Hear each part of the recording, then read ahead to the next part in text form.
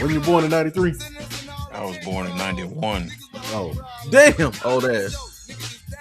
You talking about old? Are you not the oldest nigga in this group? No. He's not. Outside of Gut? Nigga, it's only 3 of us in the group. All right, for sure.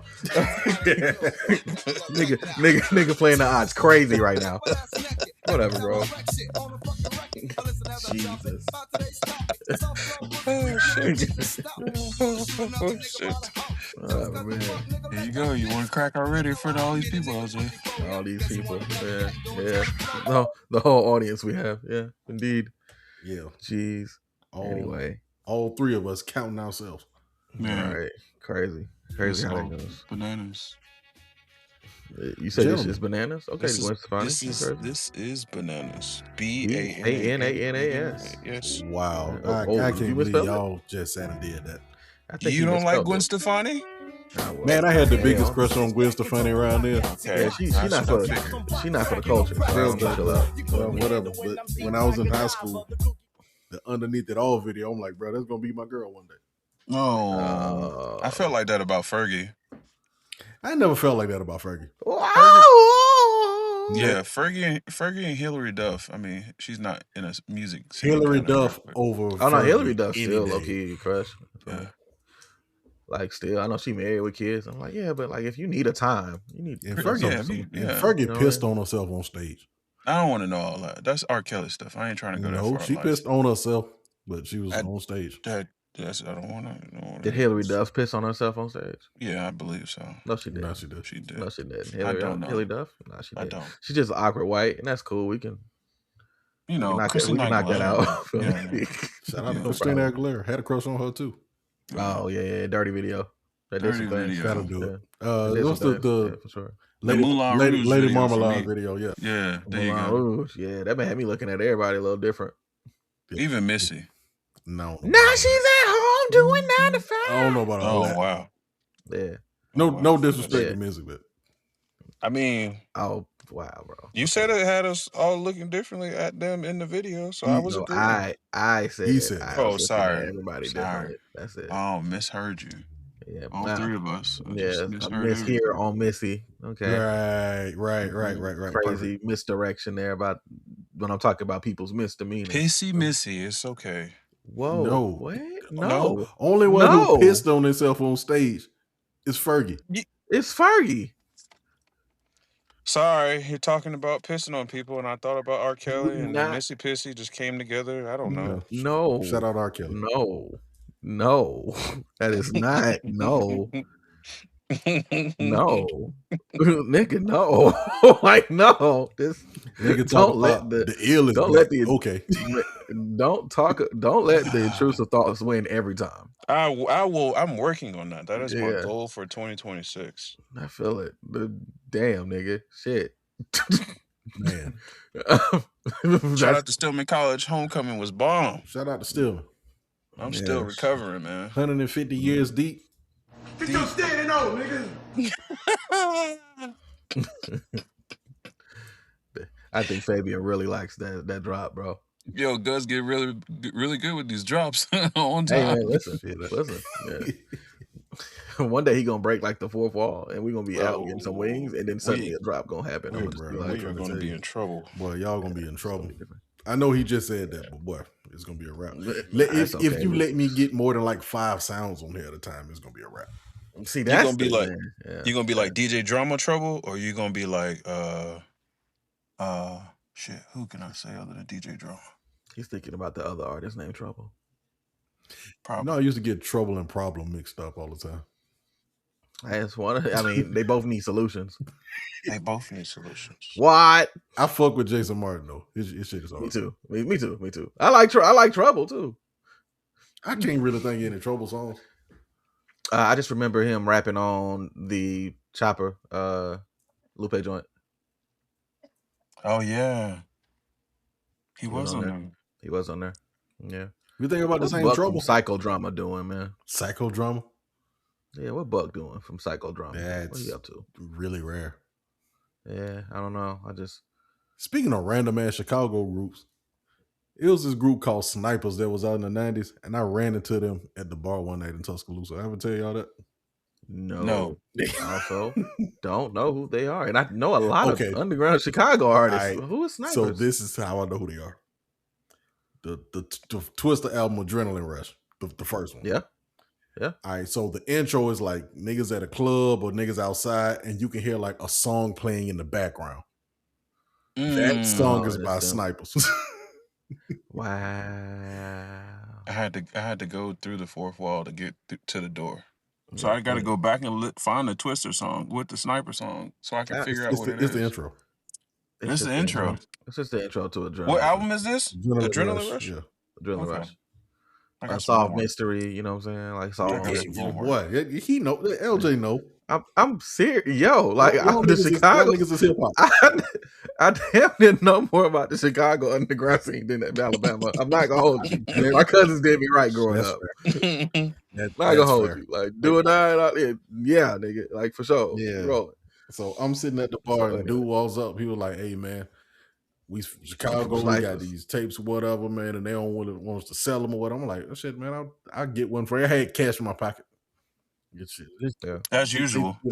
This is back. They stay getting good, bro. I carry cash on, and you still carry cash. I don't know. They stay getting good on the. Hey man, I'm an artist and I'm out here working and doing my thing. They stay playing to that side for that, man. But this was. Man, this back when 1831 was still dirty. So like it's been a while. But not still dirty. Yeah, they done got clean and they've closed up since then. But this one it was still dirty. So this had to be some time ago. But he was like, "Yo, man," I told him I'd get one. Whatever. Yeah, man, I'm from the group, man. We Snipers, we out of Chicago. And I was like, "I know y'all." And he kept like breezing past, like doing the sales pitch. When I got the CD from him, I was like, "I told you, bro, I know you. Living in the Scope." That's the name of the album. When I said that dude, like he just, like his whole life just lit up because somebody knew who they were. That's dope. Aww. That's the awe kind of patronized it, but I really like that moment. The awe was crazy. Like I don't know how to roll past that. That shit would have made me mad. If I give somebody an album, like, yeah, man, I gave somebody, aw. You know what? Fight me, nigga. All right, bet. Like, that's crazy. Sorry. I'm sorry, Fabian. That's. I mean, now that you put it that way, I'm like, oh, I did just little nigga this man. Yeah, low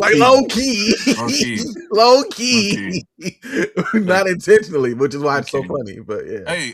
Hey, good. Explain to me one more time the difference between Unk and OG. What's the levels of it? I got you. You really got to kind of just manage your volume, though. Okay. So this is where they explained it on the internet. We didn't come here for this today, but so they say it's a progression. You got YNs, right? And then after YNs, you got Big Bro, Big Homie, Unk, and then OG. So y'all my OG. We probably at Unk stage. Y'all my OG. Bro, we ain't made it there yet. Hell, you got more gray hair than we do combined. Nah, here we go. Everybody want to jump to the gray hair jokes, it ain't a joke, but if all three of us walk somewhere, they gonna come to you like, "Hey, OG." They already do that, man. What you mean if? Don't. So why he asking us the question? That's crazy. Yeah, because y'all my OG. Ain't nobody never called me OG. Spiritually. Dude called me Big Homie one time, but that was because I was just in the drive-thru all the time. So, and I don't even take offense to Unc because my nephews is like 18. A literal uncle. I'm an actual uncle. So like, okay, yeah. So I guess it bypasses me. It bypasses nobody. Y'all are my OGs. You know what doesn't bypass people? The intro. This is Empty Crates, music podcast. Among such other things. This is a special one-off episode. I'm not even sure if this is going to have a number. I just know we're doing something kind of emergent today. And we want to emerge. You fuck with that? Yeah. That's Unk language. My name is LJ. I'm here with one of my homies, one of my best friends, Chef Boy RD. Pause for dramatic effect. Gut in the building. As always. And we are also joined by the man, the myth, the legend, who never, ever, ever, ever shows up to the podcast the same way twice. I swear to God. This nigga is looking at the sky in this I don't know what the fuck's happening. But 28 Flavors is here, guys. As well from the Bang Bus. I don't know. Wow. Wow. See, I told you about the Florida niggas, right? Wow. I told you the Florida niggas, bro. Hey, listen. Yeah, from what I hear, allegedly. Thank y'all for having me on the show. I do not show up the same way twice. I show up better the next time. Fine wine. I just wish she was at a desk. That's it. But it's cool. Oh my goodness. Hey man, listen. As long as you comfortable in your front seat, that's what I travel. Me and Mel talked about this last time. Every time I would call him, he would be like, "Oh, where you at today?" Africa. He was like, "Okay, where you at today?" "I'm in Egypt." I travel. I gotta do the show on the road. That's why y'all make it easy for me. They got an Egypt in Georgia? They got an Egypt in Georgia? On the road. Oh my goodness. What was Africa, Alabama? Egypt, Georgia? Africa, Alabama. Yeah. You go to Selma, that's Africa. Ontario, Mississippi. When you go. Yeah. Well traveled. Yeah. Well traveled, yes. Thank you for having me on the show. Hey, and we appreciate y'all for listening as well. Because you could be anywhere else in the world, but you are here listening with us, and we don't ever take that for granted. Never take that for granted. Facts. This is a lightweight presentation situation. Hey man, I'm gonna keep it a buck. This is a special off episode, so flow gonna be a little different. Special. A special off episode. I was trying to think of other ways to include the word off. You know what I mean? Wait, what's that producer name that worked with Kendrick Lamar and Taylor Swift? Oh, Jack Antonoff. Yeah. Yeah, Jack and Antonio. Bring this guy back around. Hey man, he got to work with Icy Twat, man. Sex ain't gonna be crazy. Oh man. Nah, hey, shout out to FaZe and Octopus. He hit me. He was like, y'all not know who Icy Twat was one of my favorite moments. And I was like, for sure. Turns out he does like a lot of stuff in the he told me the people he produced for, but it's notable. I'm thinking it's a woman. I think it's a he. I don't know. I didn't Google it because reasons. I put Icy Twat in the same category as Big Clit, even though they're probably not the same people. Like Big Crit? Time out. Nope. Time out. Did you say Big Crit? No. Oh, he said Clit. I didn't say Crit. Okay, for sure. I refuse to repeat it now. Shout out. Nah, it's okay. Can't really Google it. I mean, it's a lot of things we can't Google here, so I feel like that's one of them. Nah, it's cool. It's cool. Okay. The producers. He's one of the progenitors of the Playboy Cardi sound. I don't like. And so he's like with like Divine Castle Project and all that. So, not sure if that is you guys are super versed on that side of music. I think I know a little bit more than y'all. That's considered underground, right, LJ? Man, not really. It's just like the newer sound. Big Clip, just known for songs such as "What That Mouth Do." Is she sponsored by Sexy Red? Actually, she was probably before Sexy Red. Ski. Yeah. Initially, I thought that's what he was referencing. Turns out I was wrong. I'm thankful. Yeah. I seen a video with an OG explaining it. Yeah. I was gonna get to that. As far as that, but that's what we're here for. Normally, there's a little bit more as far as things happening, but we're gonna focus up on this one because we want to get to what we are here about. The only reason, at least this week, we would do an emergency episode, an emergency podcast episode. Jermaine, you gotta say it like they said in the song. Oh, send me by my government, Jermaine. Hey, did you see the video of him selling the CDs out the trunk? Yes, I've seen pieces of it. I hadn't actually watched any of the content that's been coming out about it because I've just been in a whole lot of rigmarole the past couple of days. So I felt that. The one you talking about, LJ, is the one when he went back to the school? There's a video that dropped on his YouTube where he's showing all of the 4 cities he went to selling out the trunk. Oh no, I didn't see that. Yeah, but you've seen clips from it, and you've seen people showing their clips, like in the crowds and all that. And he's telling, "Hey, if y'all stay calm, I saw that one. They'll be calm, and then we can just stay out here." And they did it. They did it. They crowd control. Yeah, we're just gonna walk down to the Capitol. No, listen, big yeah, for sure. Yeah. So, but that being said, we'll talk about other things later this week. Boy, amongst other things. Boy, listen, that regular episode of pod that come up later, y'all, that might be a doozy. It's a lot of shit happening, dog. So, like I said, it's a lot of shit happening.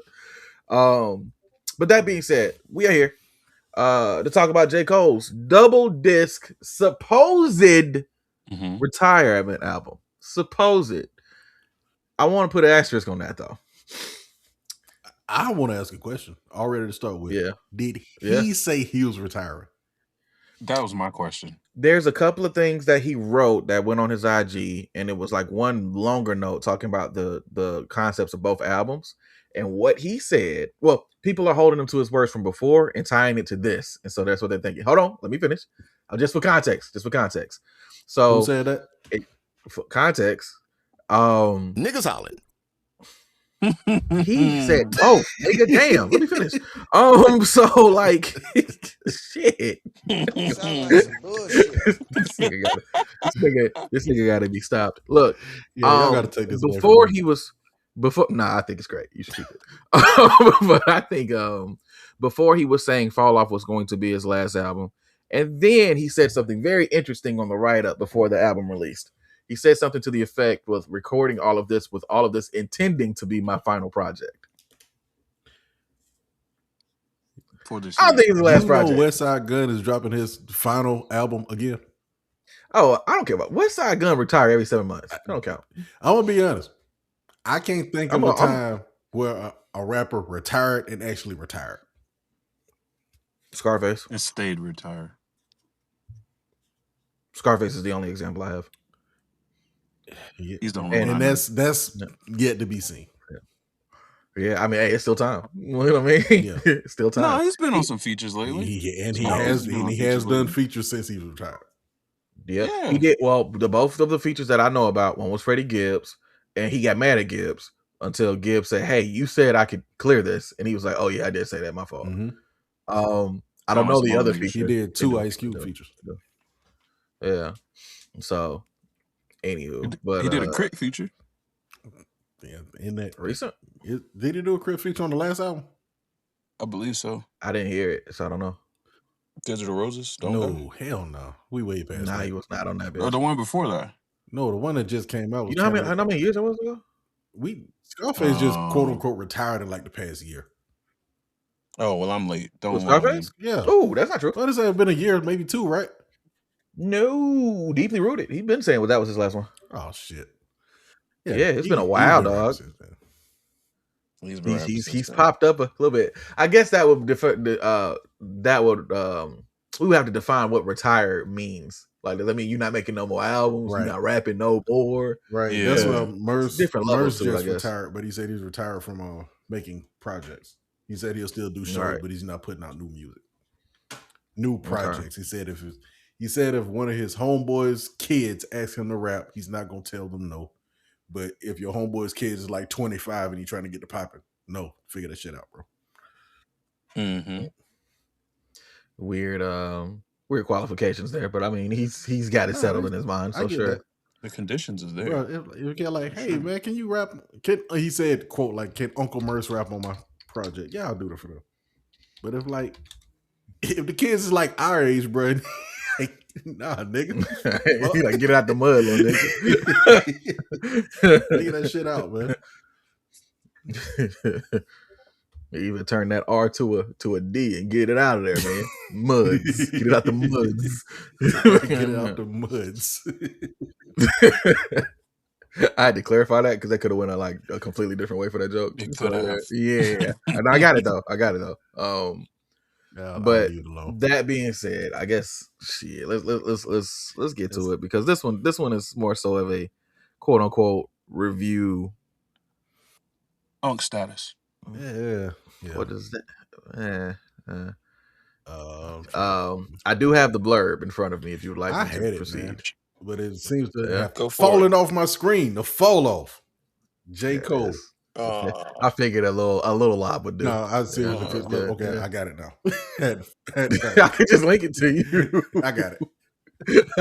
The fall off is. Oh wow. Oh, okay. Let's start that over real quick, boss. If you don't mind.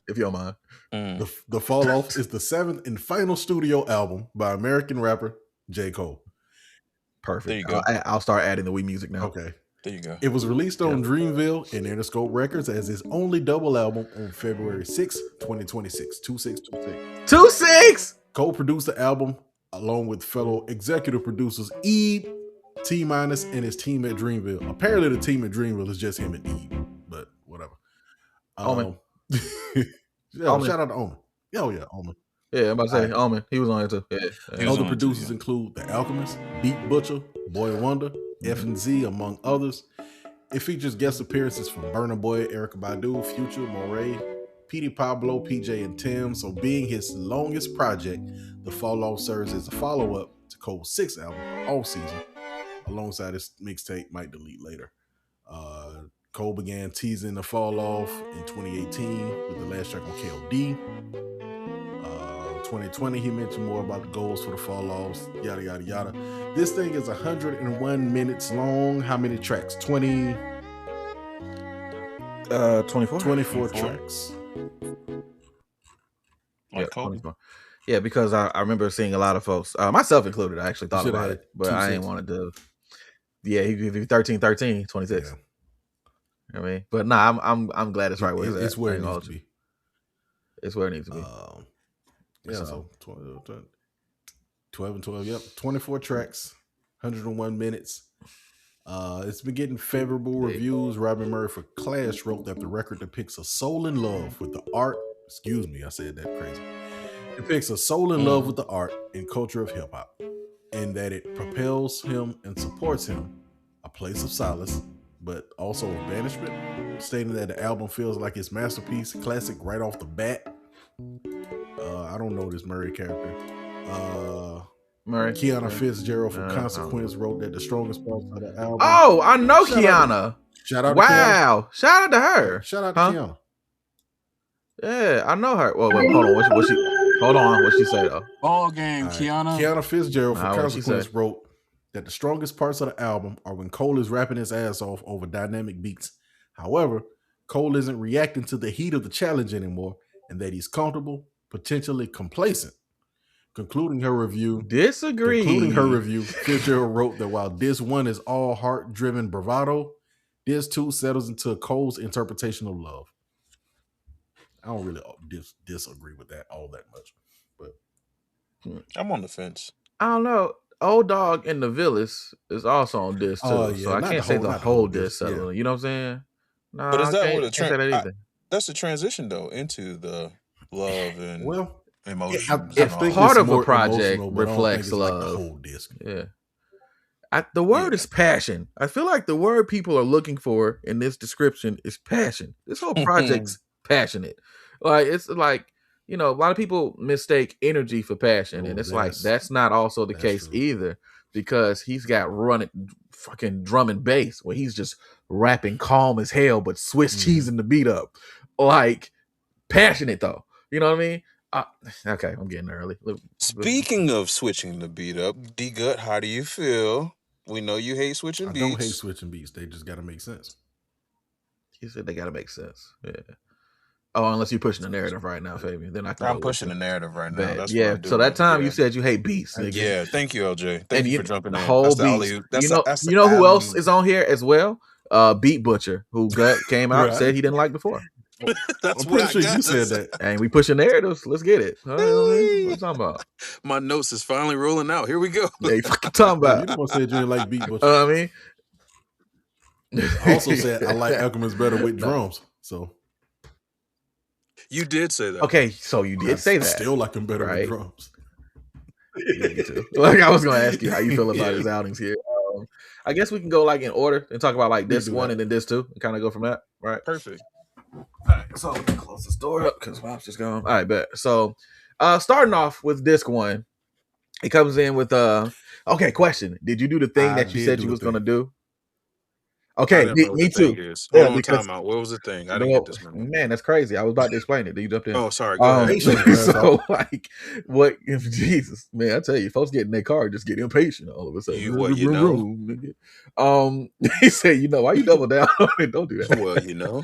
So, what Gut said he was going to do was he's going to listen to the project and try to write down as many references as he could catch. Which I did the same thing. Okay. So let's line it all together because I may have done the same thing. Right. So we'll just go track by track and like talk about it. I guess we can go from that. So the intro, of course, 2-9 intro.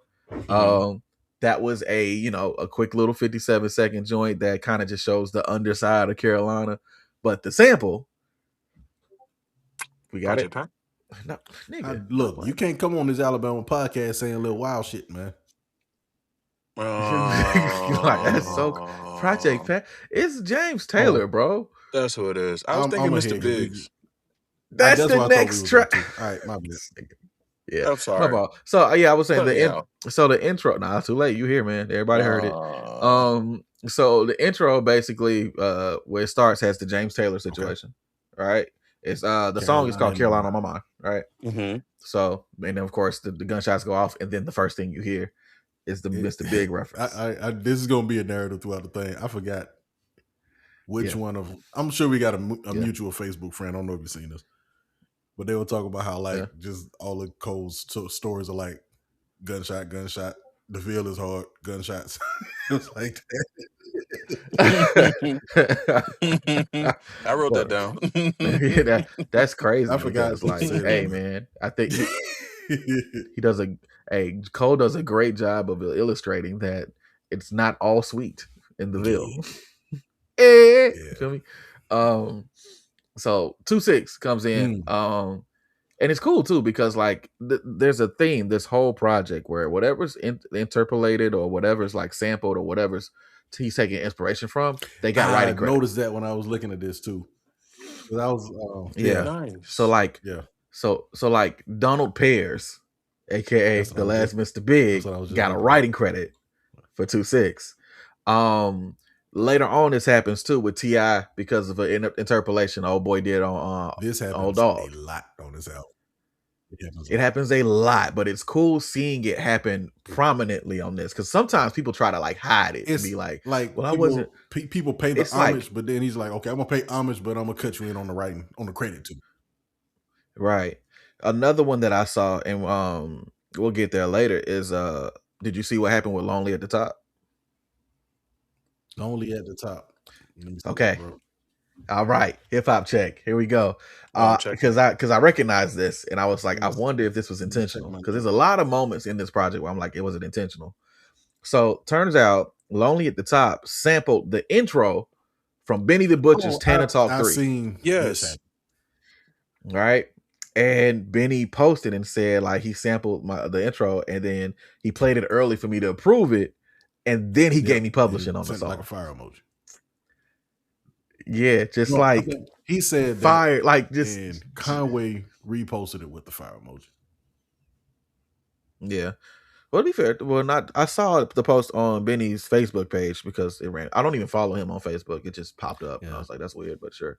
But they both use fire emojis. That makes sense. That's tracks. Yeah, that makes perfect sense. Yeah, it does. So 2-6 comes on.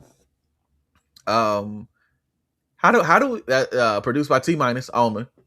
How do we feel about 2-6 out the gate? I'm coming in the driveway to my house when 2-6 comes on, and I hear him say, 2-6 niggas wild, bitch. Yo, I stopped the shit right there. Is this what we finna do? Yeah. For real? So for me, that moment didn't click until the next song. And here's why. And it's crazy because I just made a Mr. Big reference in like King LJ TV video. Like it should have been fresh on my mind. missed it. I was just like, I'm listening to the song and I'm catching the other references and stuff. I'm like, oh, that's cool. And I recorded my live reaction to this, so you can go and line it up and watch it.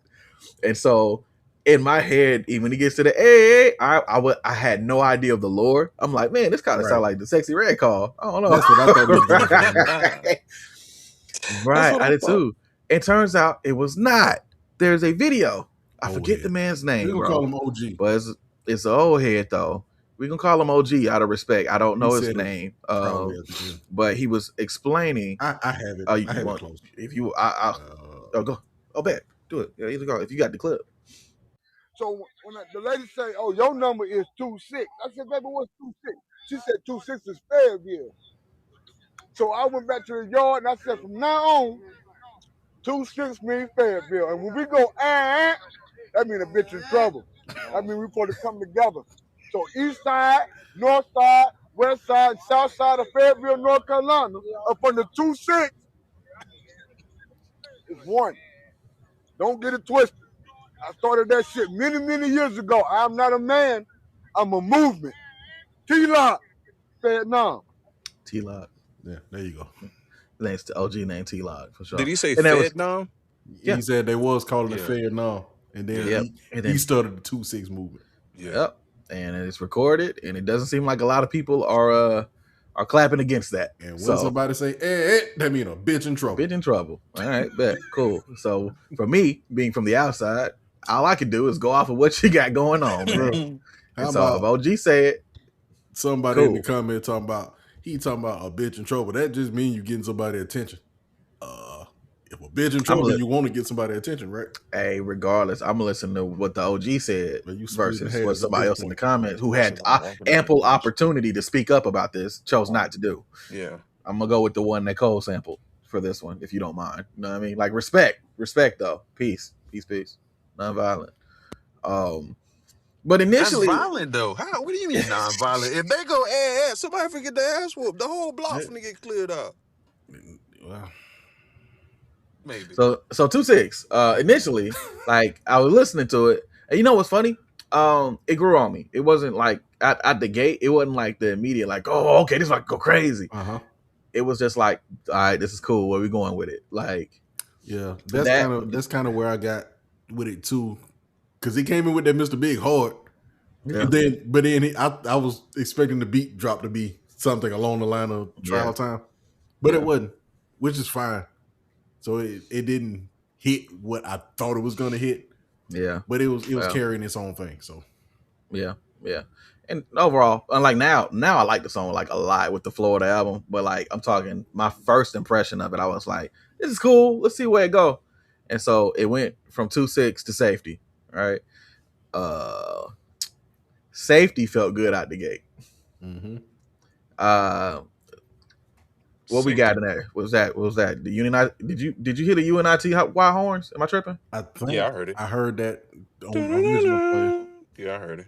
I noted that this one was similar to Nas's One Love, loosely. Okay, I can go with that. I can go with that. I get that. There's a lot of inspirations he takes from like. That makes sense. Everything. Yeah. Okay. So what'd you say? You got something? Yeah. You said the UNITY horns, and then I seen that KG, the producer, has writing credit, and I was trying to put them two together. But I was playing Milk Bone earlier, and Milk Bone has writing credit on this song. So I don't know where that reference came in because I don't listen to Milk Bone like that. But yeah, okay, I got you. But I like the song. It's basically I also like how he used the word safety. Like it's like how some people just say like peace at the end of a verse or whatever, or like it could like tie into like I saw somebody say that they thought the dude's name was Safety, and I was like, that sounds like a refrain more than anything. Yeah, it's like YG saying stay dangerous. Right, right. It's like, yeah, peace. All right, I'll holler at you. All right, one. All right, safety. Like it's like, but also in the whole time it's talking about like verses of people not being safe. Yeah. Everything. I'm also kind of glad that he didn't get a whole bunch of flack for his third verse. The last one. Yeah, the last verse. Because he starts talking about a homie of theirs who basically, was in the closet, but then went to the A. And then went from the A into like on the boulevard. But the story he was telling was basically him saying that the guy that was talking to Cole in this situation or writing to him was saying, man, I wish we would have like ignored all that shit and loved on him more. and loved on him more. Right. Basically. And so I'm glad the bottom line of that stuck. Because it's a lot of times with Cole songs where people take a couple of lines out of context and then blow it up. This happens a lot with him. People will still probably do that, but like I did that. Not gonna lie. First time around, I was listening to it. He said something about somebody wearing a wig and walking down the strip. I was like, I got to start the song over because I didn't know what was going on. Mm-hmm. Heard it again.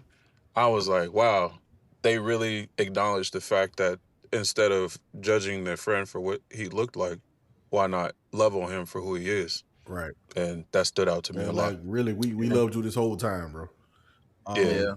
He'll still catch flack because he did say if somebody takes it out of context, he still got off some stuff that probably people wouldn't like. The fruity type, the booty type, right. So, but like in the genuinely in the flow of it, he was, because again, he's talking like people talk in 2-6. Right. So I think Cole's also been the type of person to always really just feed his fans first. But it's before we get on past that, this was connected to that. Interesting thing is he'll say dick in the booty type or whatever he said, but he cut himself off from saying the other word. We don't say that. Yeah. So like there's still even as this person is writing his letter, there's still a consciousness, but there's still I'm trying to like there's a maturity happening. Right. Yeah. But it's a maturity happening versus happening. It's a process. What I mean? It's a process. Yeah.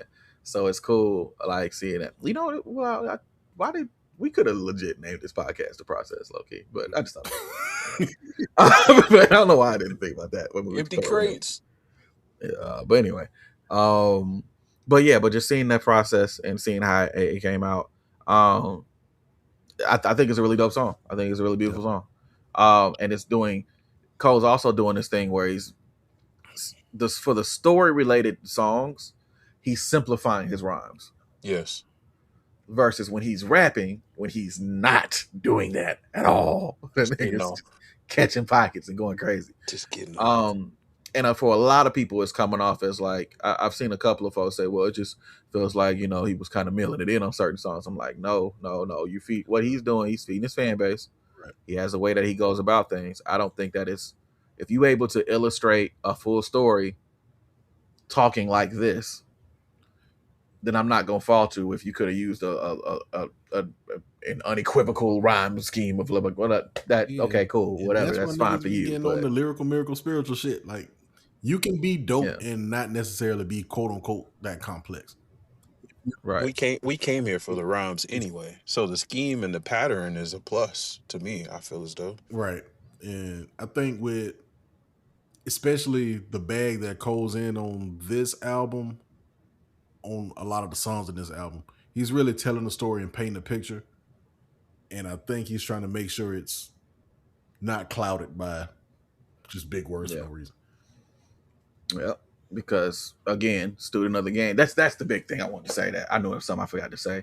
This whole project like illustrates how much of a student of the game he is. Gut said this multiple times, like before when we was talking about Cole, like in previous pods, but.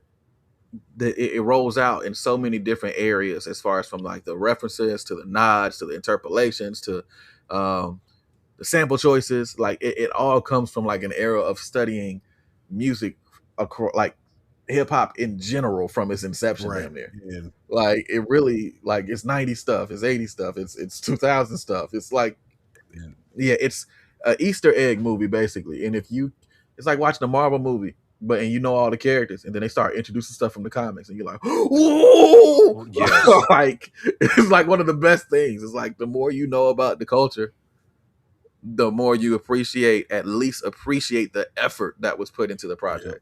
You can still dislike the songs, but effort-wise, this sounds like it took a while to make. And another thing about the references, and you mentioned this on when we talked the other day, he's pulling from stuff that's of our era. And like, well, he's around our age, so I think it's like a lot of that all just kind of meshes together. So when he makes these references, and we've been hip hop since '87 right over here. Dog, well, I was there like hip hop from 2000. That ain't your fault, bro. But we've been hip hop a long time, so a lot of the references he make, it's like, okay, we remember this as well. This is still our zeitgeist wheelhouse. Sure. Like yeah. So you go from that and then to the song I was the most worried about when I saw the title. I didn't think it was gonna go there. I wasn't sure. I didn't know. It was just I didn't know. I was like, nah, it can't. But right? Then again, it's cold. It's the Ville. Yeah, like this could go sideways. Like it could go left. Like it's like Kung Fooey with a turn signal. Go left. Yeah. Hey, shout out to the homie Z. Yeah, hey, make that T-shirt. Run a Train comes on. Initially, when the vocals come in, I thought it was Cole doing the "Get Off My Dick" pretending to be Future.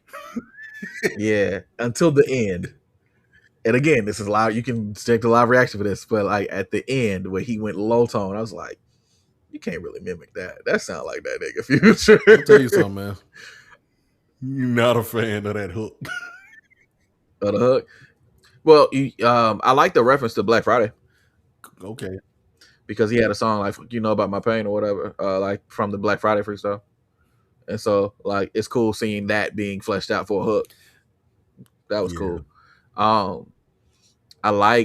don't mind it because I like Future. Future Hendrix, you feel me? With me, bro. Nah, this wasn't one of them. I feel that. Yeah, I feel that. You've been consistent with your Do you? I don't know. Right. Right. You only you I've heard you say yes and no to the King's Dead feature before. Yeah, that's fair. And that's okay. That's okay. But that joint Run a Train, I like the concept of it. I like the instrumentation on it. I liked how it smoothed out for the hook. I liked it. I like that song a lot. That was a solid one. Yeah, it was pretty solid. Poor Thing is where it starts to get interesting. Poor Thing is this was the loudest pop that I've had at like the thing that got me into this album was probably this song, like on first play, because like I already was like it sounded like Friday Night Lights Cole rapping, right, and I'm like, okay, this is getting crazy, and then the hook starts, the hook stops, and then you hear the sample. You want to talk shit? You want to bust him? I said, oh, that's Boosie. He put Boosie, set it off. And so immediately popped off. I was just like, oh, this hard. And then whoever he was talking to with this punk bitch scheme. So this is what I'm trying to figure out. Like, so is this 29? And I'm trying to keep the timeline in my head for the story songs. All right. Right. So he's back in the Ville at 29. And he's running into somebody that he grew up with, but now they playing hard. Is that what it is? Okay. Yes. So that's what I took it as. So yes, and this is one of those situations where you grew up on Forest Hill right beside me. Don't do that. All right. So there's an overlay that happens with this album a lot, and this is one of the first places where we see it, where although he's telling a story, it also conveniently overlays to something current. Well, and it is a buddy. I ain't gonna say his name, but I did look it up. There's somebody who has been going crazy dissing this nigga in Fayetteville. Like to the point where he recorded like a video in front of Cole's house dissing him, like music in it. And Cole had some energy for him. He was like, all right, I'm tired of you. Like it looked like he was gonna let him live, and he just got fed up. And so that is an overlay moment, and we're gonna come back to that overlay because it happens again a few other times in this project. It's actually already happened in this project. Yeah, it's happened a couple times, but like, well, the main one I wanted to highlight first was that one though. You know, just in order, like the sequential or whatever, right? So yeah, but nah, the poor thing, fire. It was cool. It was nice. And then of course he did the whole J. Cole Friday Night Lights thing, where at the end of the song it turns into vocals. Don't pull out my pistol, rub me my face. Singing about a fade is crazy. You really want to fight a nigga. You really want to fight a nigga. That's I where you really at with didn't it. notice how much Cole does that until now listening to this album. But even though it's something that like it's consistent, it's been consistent for a long time. But it just really hit me on this album for some reason. You know why? Because it's better on this album. It is consistent. Like he do some stuff with his vocals where I'm just like, okay, I didn't know you had that in your bag. Like you like singing on some, like singing on some of these joints. Like before, it was the whole ludicrous ghetto harmonizing, surprising, running back as a song, like that whole thing, right? But like now it's like, okay, like that actually fill out the song. Like it's like an appropriate layer that makes the song sound bigger. There was parts he had competing layers on these harmonies. It's definitely more fleshed out, and I think detailed. I think that's where it stood out, especially when you get foreshadowing, when you get down to like the let out and shit like that. Yeah. So yeah, we'll talk about it. Yeah, yeah. That I'm very interested to hear what you think about that. So yeah, so it goes from Legacy to hey, this joint crazy. To me, I don't know how you feel about it. But Bus Road Blues. Future comes in with the Usher Raymond interpolation. What are my notes? Feel me? Yeah. And then I'm still keep in mind when I first heard this, there were right. No, I knew that was Future that time. Like the way that one came out, I was like, all right, hey, bro, Future, just, for sure. Just stay on, man. Yeah, just stay around, bro. But after that, like keep in mind the first time I heard this project, there were no features like listed. Right. So I'm listening. Like, it was Cole because he was doing the Cole Etwood shit, Kill Etwood shit. Right, well, right. That's him just changing his voice. Right. And so after Future, I'm like vibing with the song, and then my girl come on. My girl Tim's come on. Immediately recognize her voice. Tim's and Future on an Alchemist beat is crazy. If you just look at the optics of that, that's wild. And I think we need to, I mean, we give Alchemist his credit, but like for real, like there's not too many producers that's revamped and just caught up new age pocket the way Alchemist has. He's an alchemist, not even being funny. Like his name fits. Man. He has a way of just spinning it's perfect. Man. That song hard. It don't even feel like 5 minutes to me when I listen to it. Like the song develops into like it's songwriting. It's so good. Like this is a great song. I like him with the drums, man. Yeah, even though they ain't even like the usual boom bap drums you would think from Alchemist or lack thereof. Yeah, but it's like a creative aspect to it. Like it's. Well. I can't wait to hear his project with Erykah Badu if it ever come out. I don't know, man. I'm saying it was in the studio. Man. I'd love to hear what came from those sessions. I don't know if I was excited about it as I'd be excited for other things. So yeah, but I mean, she killed a feature on this album too. Okay, like, but we'll talk about it. Going in order, it goes from that. It's funny you mentioned drums. You're skipping some. Oh yeah, who the fuck is you? Who the fuck is you? Right.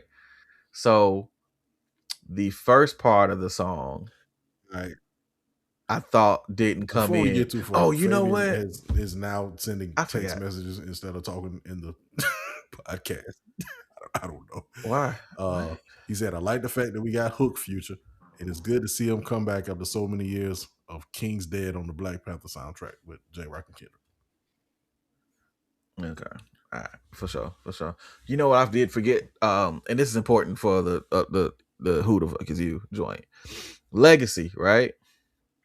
The thing I liked about that one is how clean the beat drop came in when the verse started. Like the production flip on that, like to like the aggressiveness and going back and forth, like the way that aggressiveness hit was so clean. And that's kind of what I wanted for the first part of Who the Fuck Is You. And instead he kind of like tempoed it out a little bit. And I was like, okay, well, this wasn't, I wanted this to drop in, like, be like an ignorant, like, joint. And it still has those elements, but the song don't take off for me until the second part. I think all in all, I like the song. I don't think that hook is all that strong, but I think it serves what it needs to serve. I made a note here. It was some line about Bone Thugs and Harmony that was super cold to me. It did. I think it was that whole second verse, and he said the thing about the numerology. I'm like, okay, that was hard. The numerology joint. That was first verse. Yeah. He's like 422s, 45s, 38s, basically studying numerology. I said, yeah. He also, I mentioned this, but he had a bar, but it started off with the Bible bar, the Deuteronomy. That joint, which I heard from Sue Surf before. So I got to say that. Sue Surf said something. He had a scheme in one of his verses. He was talking about the thugs around them run numbers. You have no idea what they do to honor me. And like, because people don't read the Bible, it missed 75% of the venue. But the people on stage that did, they were just like, "Whoa!" Like you could tell. But so I heard a version of that before, but the scheme he slid into afterwards, I said, that's crazy. All right, bet you got it. He that second part of the beat though, I ain't gonna front. Wildest turn up for me, like when I was listening to it the first time. Ignorant. That deep ass voice that said Giveon, get it deep as Giveon, I got 50 on. Like I was like, I like the swag. The bars he was getting off was cold to me too. I'm a sidewalk nigga. He's like, I don't play in the streets. Shout out to Freddie Gibbs with that similar line. Sidewalk nigga, street ain't nigga. Yeah. So right. Yeah. So now that one, at this point, from basically, now keep in mind, I like the whole project, but I like some songs more than others. And the ones I like more than others started around Poor Thing, Legacy, Buns Road, Who the Fuck Is You, Drum and Bass. Drum and Bass is so good, bro. Like, might be my sleeper favorite song on the project. That boy, he had a couple of schemes where it reminded me of how he was rapping on Fall Off Is Inevitable, this 2-track 2 later. Like how he was kind of catching pockets and how he was staggering bars. It reminded me a lot of that type of writing. But I said I put on here the flexing is like go ahead. Crazy on this one. And again, it was something about the second verse. I can't even remember what it was. I put a note here that said coming back when you were scared. Oh yeah. Why come back to the place that caused all this harm and hurtfulness or whatever in a way? Why come back when you get out of there? Especially with this portion of the album, like that says something because he's putting himself in imminent danger, even when he's not really doing shit. Because we'll see soon. A nigga got mad at him for nothing. Right. Quite literally, he trying to holler at a girl, and somebody like, "Oh, all right, like, bro." And I was just like, "Time to go." Like, all right, bro, time to go. Stick a pin in one of the most accurate, one of the most accurate depictions of nigga moments on a project, like just how it escalated from nothing. And I'm like, because that's how that works. It can, like, just quite literally, you can just be chilling. You say something and they don't even have no malicious intent, and somebody just take it the wrong way. Or we just segueing into the let out. So it's like, yeah. I mean, we here now at that point. So now we get to the let out. I would love to hear Bone Thugs and Harmony on this on a remix. Like the whole time I'm hearing it, I'm like, this is a really cold Bone Thugs impersonation. Like this is nice. I listen to it and I'm like, bro, this is such a dramatic song for leaving the club. But at the same time, I'm like, yeah, shit can really happen. It's really one of the most accurate of the night. Leaving the club. Yeah, it's like I was when I first heard it and I was doing the reaction. One of the things I said is like, ideally speaking, you want to be out of there before the let out happens. So there's a point in this song. There's a point in this song. This is after he's pissed the dude off. Somebody tell him, "Yep, hey man, such and such plotting." He was like, "Shit," snapping in my sense. I need to leave, but before he can leave, the lights come on.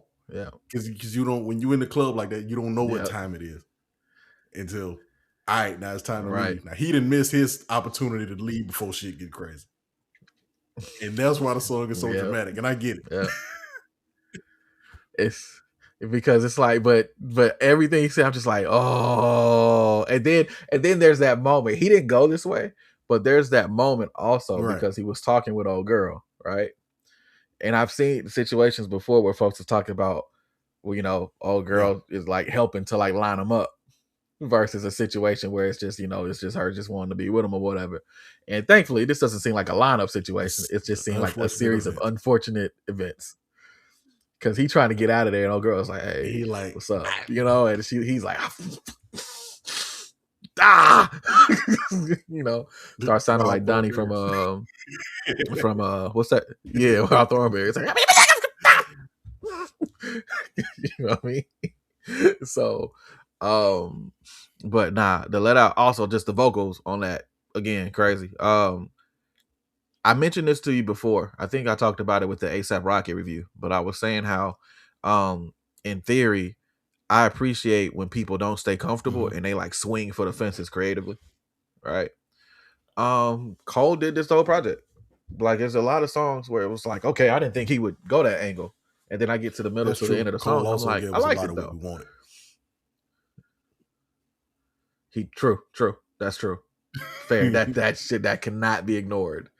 Because if it was all just experimental, well, for Cole at least, it might not hit as much. But in the midst of all this, we were still getting prime J. Cole. Well, like I wouldn't say prime. I would say J. Cole moments that like cater to a time. Like you can hear, oh, this Friday Night Lights. Oh, you can hear, oh, this is For Your Eyes Only, but like elevated. Like you hear these moments. Strongly akin to For Your Eyes Only, but this album is like an amalgamation of like all his albums. But in terms of storyline and where he's at and what he's telling with the theme throughout the album is super akin to that. But I think it's executed a little bit better. And maybe it's just because it has the additional stuff around it too.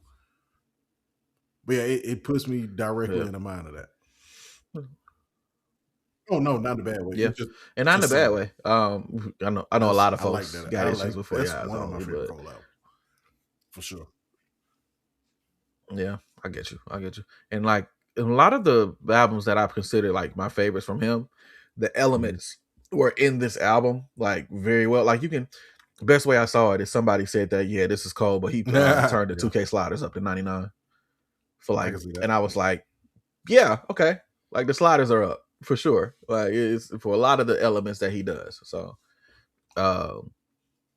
it go from Let Out to. Did I have any other notes on Let Out? I think you kind of hit everything. Just on that. Speaking on leaving the club when it's time.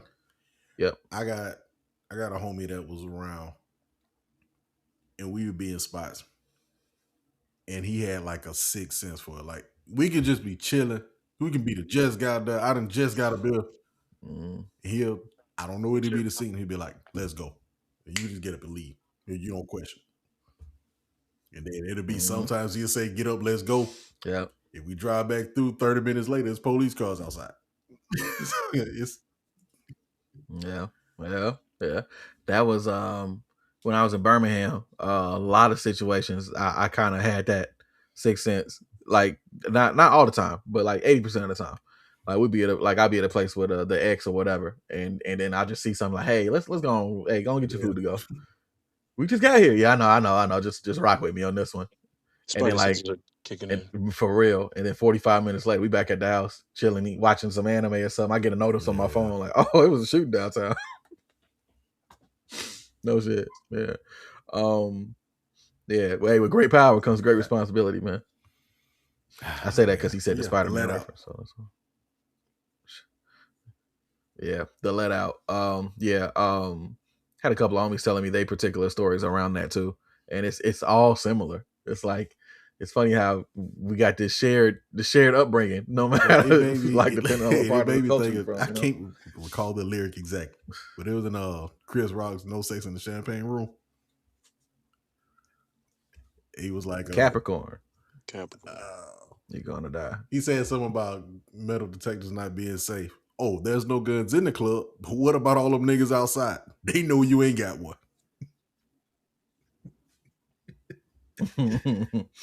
Yeah. Man, that might be the funniest thing I heard from Chris Rock in a while. Yeah. It was an older script. Yeah, I think that was back before he started cooning. Never mind. Different pod. Different pod. Bombs in the Ville. Is he cooning because he didn't slap Will Smith back? Vibe heavy song. I know his other reasons, but yeah. No. Well before then. Sorry. Yeah.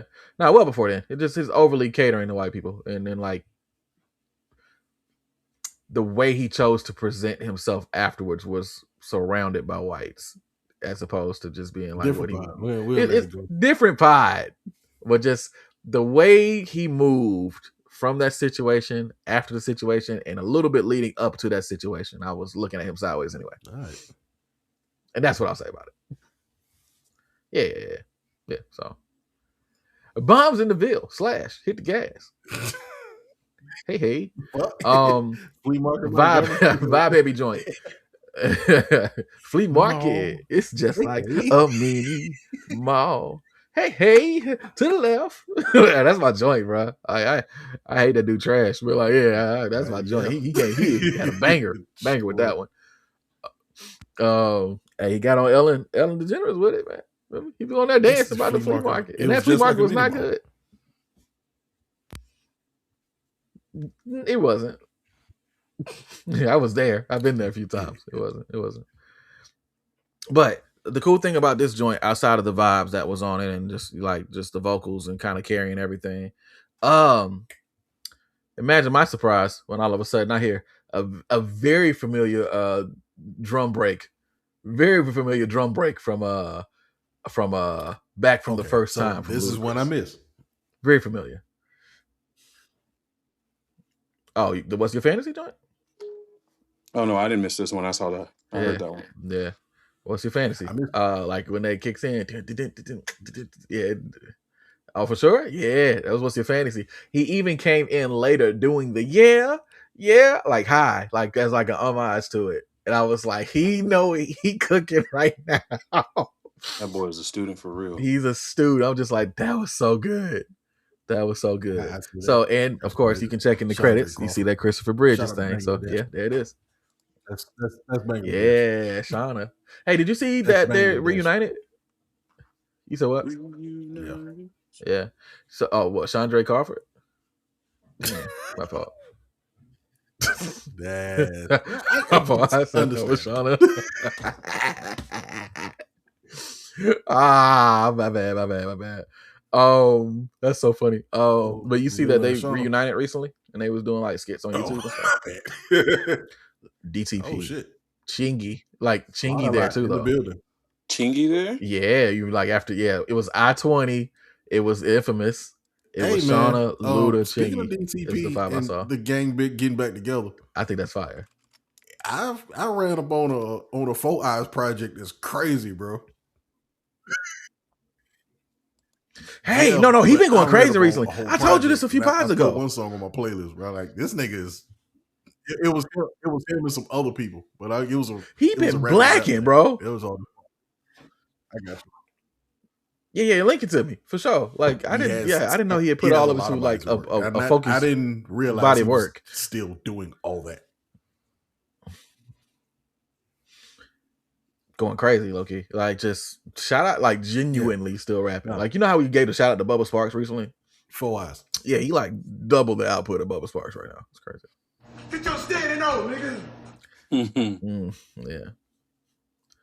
You know what I just Built to realized? deploy these still. I was about to start rapping some of mouthing off. My bad. Go ahead. Do your thing. On the microphone, 4 eyes, I stay gifted, manifested, elevated, or uplifted. The escalate. All right, never mind. That's not a knife. That's a knife. Cracker ladder, eat alligator, rustle you, for I hustle you, under the china, big sub trouble, little sewer, but still I find you. All right, yeah, nah, never mind. Yeah. All right. I get so, with the birthday blizzard 2026 and the fall off, this man has put out a total of, what is this, 25 songs this year? Already kicking the year off in January? All right. Yeah.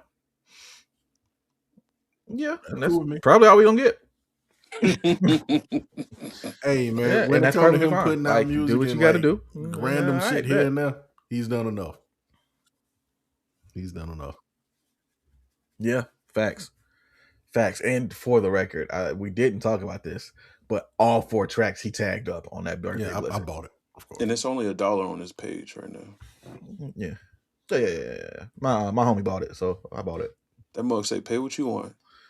Yeah. Dialing the Dream Tour, man. So that makes sense. So from that, Lonely at the Top is the last track. Technically, Bombs in the Ville Hit the Gas is the last track, and Lonely at the Top is the bonus track. Technically. This is the one that samples Santa Talk 3, and it has the angle of him talking about being the person to re-inspire his heroes and things of that nature, right? But, talk about what happens when they lose motivation. And he has some very potent lines in this one talking about how, like, he loved, like, artists that he rock with, the classic music's dope, but not so much their latest, and stuff like that, right? And it's very interesting just hearing the perspective from that. Yeah. Yes. Yeah, so it's super dope hearing the perspective of that, right? Because he's in the moment of, especially in the moment. Has he peaked or is he peaking? We don't know, but he's like, I'm up here and I kind of see what it's like. And I understand why people say that now. Yeah, it feel like ever so slightly another one of those overlay moments where it's like he's talking. And it's in the concept of the scheme. He's probably applying that to himself, but at the same time, just as much, if not more, than anybody else. Because yeah, for sure. I felt so. I mean, when he was going through it in the song, it made me think about when I played sports. I know LJ's about to say something. Go ahead and get it off. Anywho, when I was playing sports, I was gonna say, watch your volume. Is it too high? You're just talking in, and you don't have to you can talk back and talk. Yeah, got you. So when I was listening to the song, it made me think about when I slowly leans in anyway. You can just facts. Oh my goodness! Like I'm telling you, bro. I'm backed up. Is it still high? But here's the thing: if you back up and then you lean in, then it negates the backup. You feel me? So get comfortable leaning in, but scoot back. I'm sorry. I sound like funny because you said lean back. Podcast. Give me a second. That's why I'm saying. And then he leaned forward immediately, like Fabian. Please, my podcast etiquette skills are kicking in. All right. As I was listening to this song, it made me think about when I played sports. All right. Made me think about how I was traveling and I was always taking my friends everywhere with me, but then I realized that I couldn't take them with me once I got into the All-American, All-State, All-Star games. Yeah. And I was like, damn, it is lonely at the top. I've experienced this multiple times in my life. And to come back down and experience it again, listening to somebody else talk about going through that, I mean, just the things that he faced, I could relate. I felt like the song was very genuine. I had to play it 3 or 4 times before I started crying. And I was like, shit, this is something that he's been experiencing for the past, 10 years, 5 years? I mean, back indescribable amount of time. It's been a while, basically. A period where it matters, basically. Yeah. And then 2, I want to give J. Cole his flowers because around this time, a couple months later, last year or the year before, whole Kendrick and Drake beef, I was genuinely on his ass and upset with Jermaine.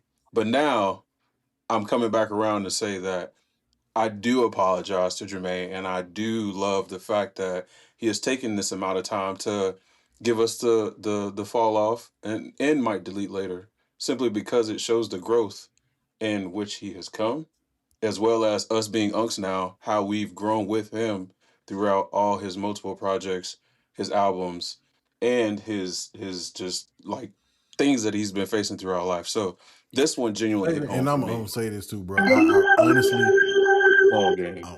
I really like the way that your analogy went. That was good.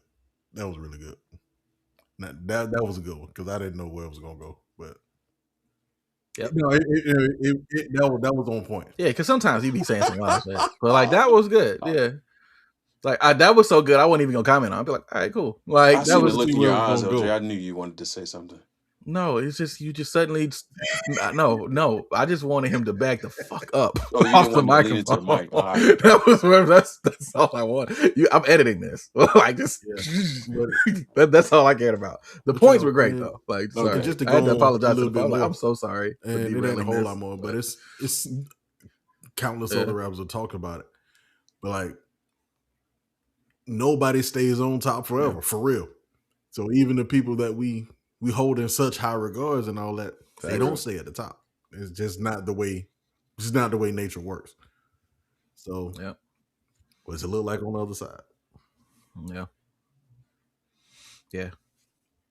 I will say this. I'm sorry, LJ. Don't go ahead. I thought. No, you got to go. So I will say this. Back up though. Now that we point out being on top and how long he's on top, it truly feels like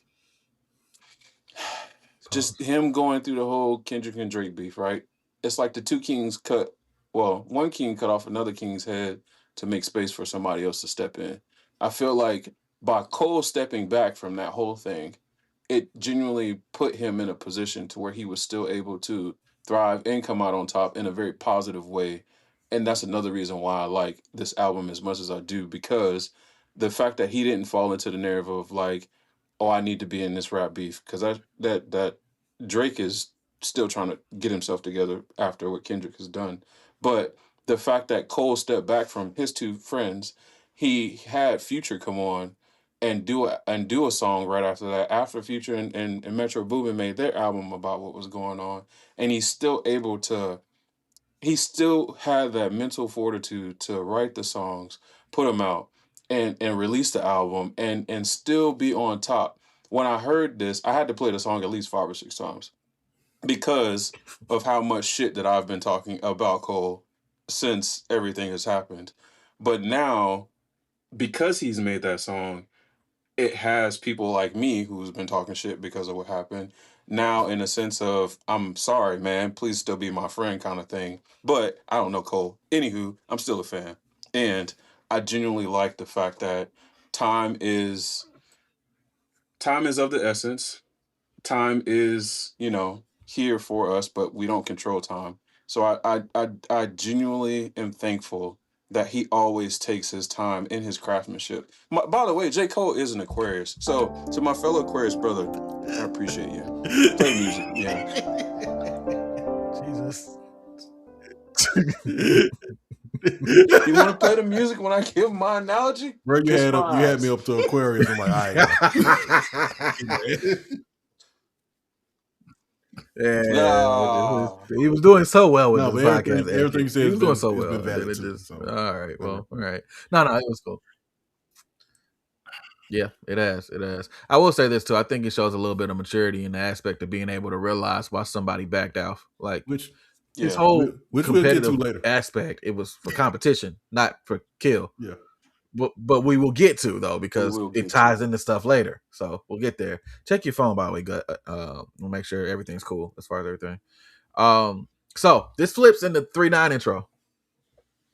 Yeah. Right? This flips into 3-9 intro. This is this too now.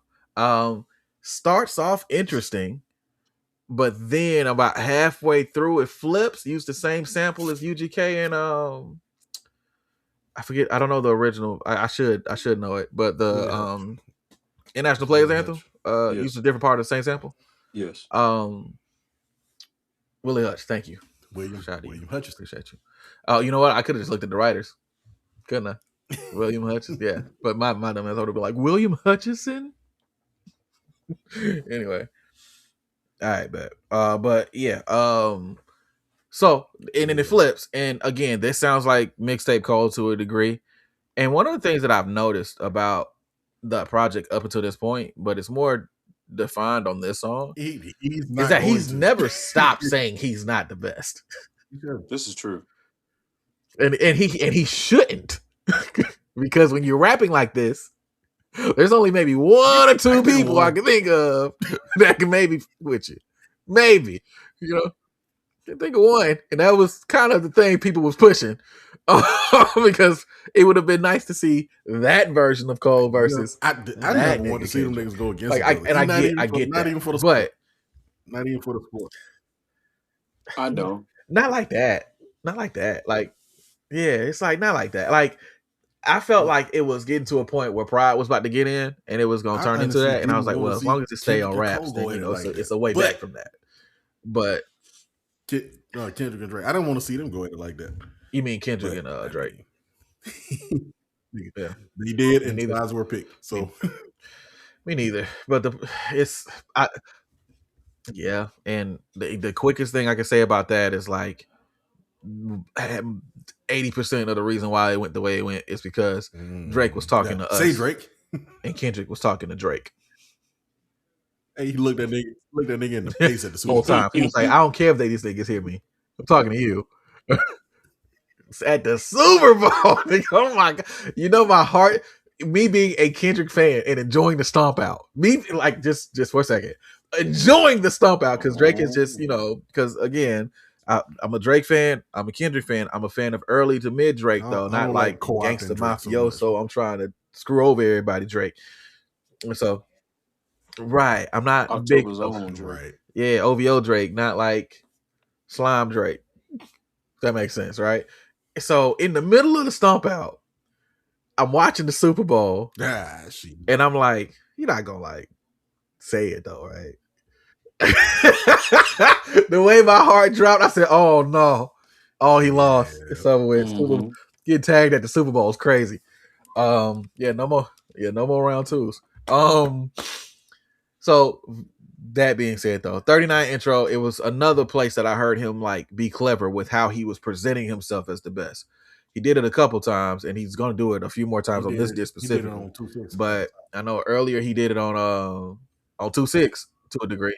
Yeah, he did it on 2-6. Where he's talking about everything I'm doing. You know, about to blow everything I did out of the water, right? Okay, and right. That's him at 29. Yeah, basically was like, yeah, go hit them for the evidence, right? You know, that's right. Right. Right. That's him at 2-9 saying this, right? And so we get here and 3-9 intro happens. Boom. Okay. I like the song. I like the spirit of the song. He's rapping about it. And then it goes into the fall off is inevitable. AKA this too, track 2. This is how he announced himself coming back. In the flow of this album, I like the song even more. This is one of probably my favorite things I've heard him write. Production wise, there is nothing wrong with this song to me. Like to the point where the chords that come in at the very end, I wish they would have did more with it. That like the end when it goes to like like the Kanye stabs a little bit. Yeah. I wish it would have like did more. I was kind of hoping that the next song like had something building up from that moment. Or whatever. Yeah, that was like my only complaint. But song wise, Fall Off is inevitable. Even though that stab, those string stabs or whatever didn't lead into the next song, boy, was I pleased to hear the next song. Man. Okay. So the song come on and I'm like, I know this, but I couldn't place it initially, right? So there's a live reaction of me figuring it out while listening to the song. I was like, wait, I know this one. I'm not leaving until I figure out what this is. That's the illest. And I was then I looked at the song title. So, yeah. Like the village. Yeah. Yeah. It's called The Villains. I'm like, oh, okay. 2 guns this time. All right, got it. That song, this goes into the part where I see a lot of people talk about the album being a little slow. I disagree. This is one of them hip hop joints where it's like it feeds the hip hop aspect. If you know the reference, this shit's gonna slap. And me knowing the reference and then hearing the touches from Erykah Badu, hey, you know, yeah, just and then the hook building up. I got something I want to tell. It feels like a refreshed, typical J. Cole song, but in the best of ways. It just feels like the sliders are up. Like the way the song builds, I started to get excited around. Like I was already like vibing, but then the way this started off, I started getting like really excited. I was like, hold on, hold on, what's about to happen? Before you said something about like this is about this. Some people say the album gets slow. I think this album does a good job with pacing. So there is some parts where it dies down and it rises up, and I think that's like a good story. There are rising actions, falling actions. This is played just. This is just precise. This is good. Come on. Yep, I agree. It's like the back and forth of it. Like I respect a lot of folks who decided to take a break before jumping into this too. Yes, I had to. Yeah, because it was too much to digest at one time. As much as I could. See me, I was like, let me see what else. I was like, let's go. But I completely understand. You said what? Me too. Like at that point, I'm like, hey, Nick, keep going. Let me see what else. Let me see what else. Because I hadn't been disappointed by anything I played up until that point. Like maybe little small minor stuff, but like nothing major to the point where anything I heard was under like a 7 out of 10 track wise. And that's being very, very low. If I look at everything, I don't see up until this point, there's not a track where that's under an 8 for me. Up until this point. There were a lot of several. Right. No boo-boo bars, no fart jokes. You know what I'm saying? Fart jokes? There was a couple. Couple of what? Fart jokes. Oh yeah, condom references. Oh, sorry. Which I was saying, I forget what song he's in. I don't know if we passed it yet or not. Oh yeah. But he was like, "Yeah, y'all heard that already. Y'all know." Broken. Yeah, broken that was home. He was talking about. I had to learn how to put condoms on myself, but y'all heard that song a lot. Wet Dreams. That was the first disc. That was, yeah. Then he has it. You've been saying it for too long. What song was that? What song was that? Because another was the song with him and no, he was by himself. I thought so. Not Bombs in the Ville. There was a song where he was talking about his mom left him home. Lonely? No, not Lonely at the Top. I'm gonna shut up. I can't remember. So it's on later. Was it Legacy? I think it was Legacy. Number 6. Shout out to Fraser if you're still doing the bingo board. It's Bunce Road Blues. Jesus. There you go. Bunce Road Blues. Oh, well. Yeah, that was a lookup. But us calling out the lookup voids the lookup. Remember? Yeah, Bunce Road Blues. Us acknowledging it voids it. So he doesn't get pointed. Yeah. It's been a long time. Unless he's changed it. I don't know. It's been a while since we heard the bingo board. Shout out to the homie Fraser. Yeah, so. Yeah, indeed. So get your standing on, nigga. Don't repeat that though, Fraser. It's Black History Month, bro. I'm not trying to line you up. I need you here with us, bro. But yeah, so Villas, fire. Like I love that song. And then it goes into another one of the turn up moments where I was just like, what is happening right now? He grew up in the era of me where I like first found hip hop. The way the production sound on Old Dog took me back to early 2000s so fast. I'm sure. Man, early 2000s so fast. Even as far as him at the underlying 2-6, like the 2-6 chant he was doing at the beginning, that flip T.I.'s 24s, and I was like, even the cadence of P.D. Pablo's hook still kind of overlying being with 24s. Shout out to P.D. Pablo. Last we heard, that boy was trying to sneak a pistol through an airport on 9/11. So that's good to hear you out, buddy. Oh my goodness. Yeah. Oh, don't you forget. Take your fucking shirt off, out of this. Money isn't mine. Said if you already, but like, imagine my voice is Petey Pablo. Yeah. Oh. Yeah, that's what was happening there. My bad, Fabian. Yeah. This on hard. Just took me back to early LJ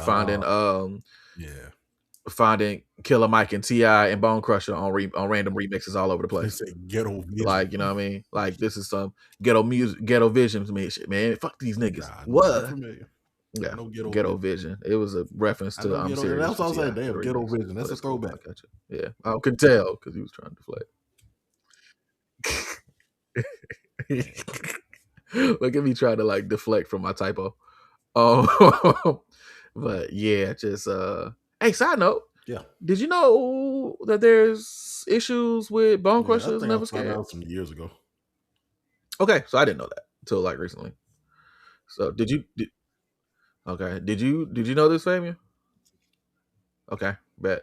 So supposedly, that Bone Crusher joint was allegedly stolen from a couple artists from Mississippi. There's a Reason Big, I think. Yeah, that sounds right. Of somebody interviewing Boosie and Webby, like back then. And on one hand, and he was like, "Yeah, that's Reason Big song." Yeah, and Boosie was talking about it. Yeah, so it's like on one hand, it's like, dang, I hate that. On the other hand, I went back and heard their verses on it. Right? Can I say this part out loud? I mean, intrusive thoughts. Nah, it ain't even intrusive. It ain't even intrusive. That song was not gonna pop. On that joint, bro. Not it. Definitely the them taking them off and putting Tip on was the best thing for Bone Crusher, bro. I'm so sorry. To be honest, apparently Bone Crusher didn't get paid. That's the issue. So that's the problem. So it's kind of like why. Correct. Right. Nobody, like, the royalties on that was like lost in the sky. So probably Jermaine Dupri probably got it. That would be wild. That's the person who put the song out. That was the label. Attention. Wow. Jermaine Dupri, executive producer. Attention. Gripping the grain. By the way, fire album. Okay. Hey, I was on whole pack. That's right. Hey, this shit was produced by somebody named Avery Johnson, which I think is the basketball player recently. But stage 1 is out. Whatever. Probably. No. There are a lot of basketball players now with record companies, so I wouldn't be surprised. Okay, fair. But I'm pretty sure I've seen the Avery Johnson before, and it was not the basketball player. Like, I'm like 80% sure, bro. Like, if I'm wrong, I'll correct it. But I'm pretty sure that ain't that. That after Old Dog, we get Life Sentence. The song that immediately sobered me up on this project because sobered me up on this project for 2 reasons. The first obvious reason, well, actually, let's do it backwards. The first reason was because of a lot of the stuff he was saying hit home, because it's kind of like, as an artist, you want to be able to say that ideally you found somebody you can do life with and blah, blah, blah, and all this stuff, right? Agree. Right. Agree. And so hearing him like go through that, but like at the end of it, it's a happy story. It's like, oh, that's cool. And I'll leave that there. I won't go further. This is the one that's told in reverse, right? That was Raps 2 track 2. This is 2 track 5. No. This is Life Sentence. Right. Got you. Yeah, the one that the reverse joint is called The Fall Off Is Inevitable. Got you. That's that one. Yeah. Life Sentence has, which goes to my second reason, the DMX hook for How's It Going Down. I noticed that one. Yes. Type Why of does Craig David How's It Going Down? Credit on Right. And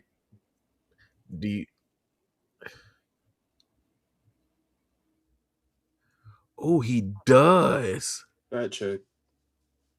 Oh, he does. Hold on. Is this the same Craig David that put out that one? Fast Cars? Yeah. It's only like one Craig David in music, I think. Oh, I thought it was 1.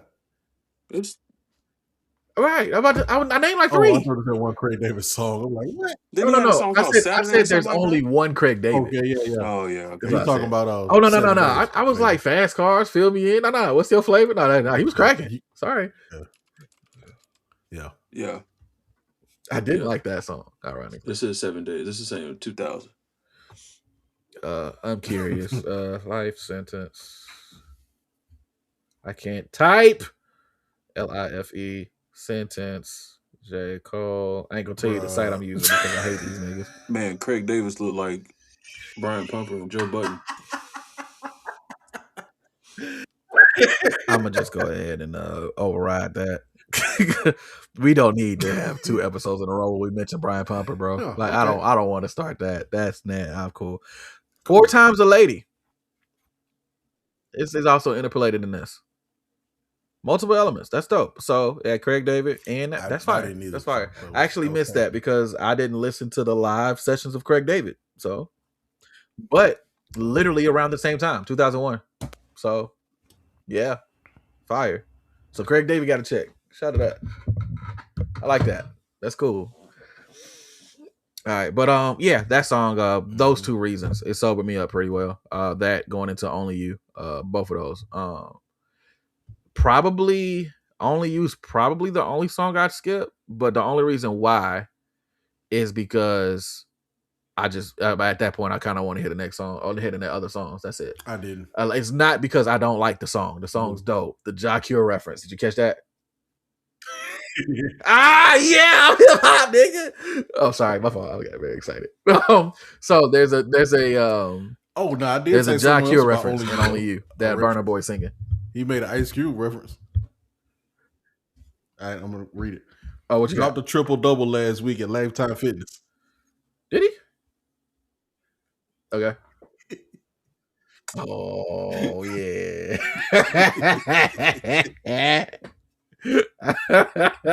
I'll allow it. I'll allow it. Game at the gym. Anytime somebody say triple double, it came from Ice Cube. That's fair. I will. I'm cool with that. That's LeBron for sure. Like if you can do that, or if you mention a deluxe album, you talking about LeBron, right? Right. Facts. But yeah, there was a Ja Cure reference. Let me see the name of the song. I wrote it down. Oh. Longing For from Ja Cure. Yep. There's another one from TLK, from Footprints. I didn't catch that one, so yeah. But I like it a lot. Like again, there's so many different like genres of Cole, like him drifting into different sounds and different like things, but it all sounds like Cole. For as many features and as many references and as many samples and interpolations, this don't ever not sound like a J. Cole album. Which is a skill. That is a skill. Because we've heard Ludacris albums where it's been so many folks on it and it just sounds like a best of joint, like just okay, just niggas rapping. Right. So a skill to have this many elements and it still is undoubtedly you, the star of the show. You know what I mean? No. Fire. I think it's dope. Y'all got anything to say about Life Sentence? Only You? Any of those 2? Okay, cool. Roll it. Man Up Above. Funny story. This whole time, I thought he was not. That Fred Hammond was on the song with Marvin Sapp for this joint. He was not. So, imagine my surprise. I look up, Fred Hammond never would have made it, and nothing pops Marvin up. Sapp, I'm like, Fred not on here? That's him, It's not. It's Marvin Sapp, y'all. It was always just Marvin. Oh. Related, I think. Hold on, let me check. Wait, that's the Man Up Above. Marvin Sapp never would have made it. Heavily sampled, yeah. I also see it. No, that's Marvin Sapp.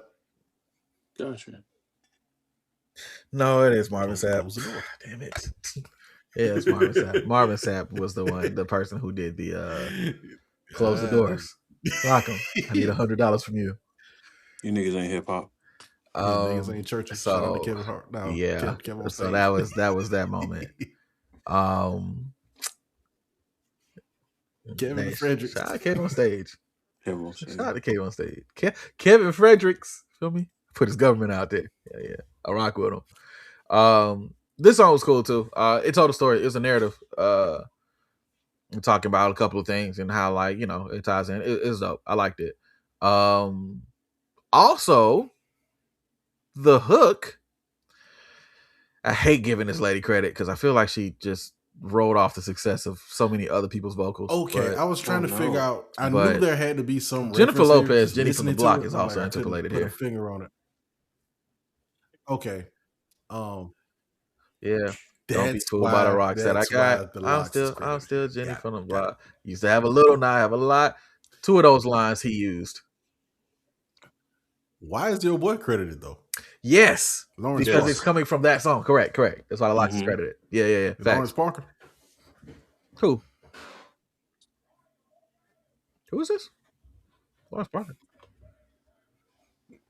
Lawrence Parker. I don't I have know. to educate myself. Good. Oh no. Hey, Fabian, not hip hop either. Good. KRS-One. I don't know. Man, maybe the teacher can tell him something. Huh? Oh shit. Yeah.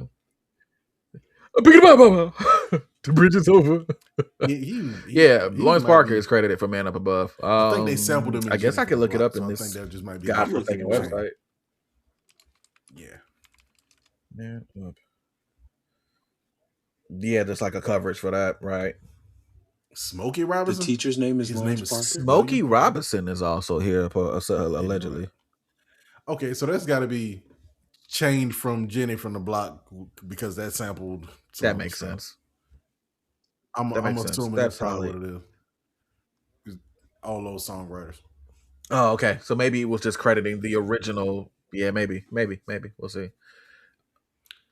Yeah, I get you. The teacher is 60 years old. That's crazy. That is pretty interesting. So this is the interesting one. I didn't know this when I checked it, but after Man Up Above, we're gonna roll real quick. I Love Her Again. All right, the Common joints. We know this one. This was 2 songs from Common in reference in the same time.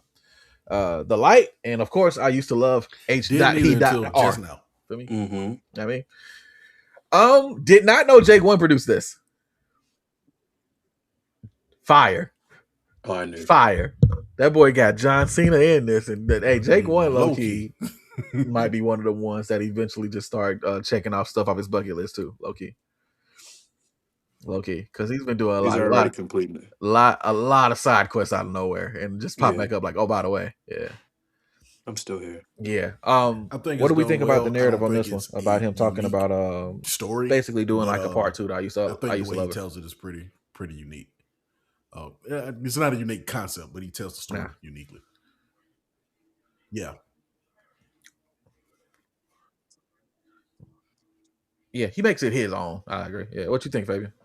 I personally agree that he makes it his own, but it makes me think too about how I can't remember the song from the top, but I can tell in most of these songs that he's making, it's paying homage back to the people who've come before him. And this one makes me, fall into the lines of him paying homage back to Common with making it his own verse. There was one song he did kind of sound like Stan, but I couldn't remember which one it was from one of these songs on here. It's at the top. It's on the first disc. He was basically writing like, reminded me of I guess to himself. And there you go, Safety. Well, yeah. I got you. Speaking of not Stan, but Eminem, a little bit of how he was rapping and the second verse of Who the Fuck Is You? Yeah. The tone reminded me of Eminem, like early Marshall Mathers Eminem, like early. His bag, and I was that, and then I guess like kind of like that, right? Mental issues, Eminem. Yeah, good reference, good pull. But anyway, I Love Her Again. I like the narrative of it as well. I like how he kind of brought it home at the end when he was talking with his mom. His mom said, "You knew she was that way when you met her." Hard. That was like such a dope way to close it. I was just, I think I clapped. I was like, yeah, that's how you make it yours. That was good. And I think the way he did it, that was fire. So clever. He said, made 2 of my homeboys get into it. Yes. By telling them they was the one. And she was telling the same shit to me.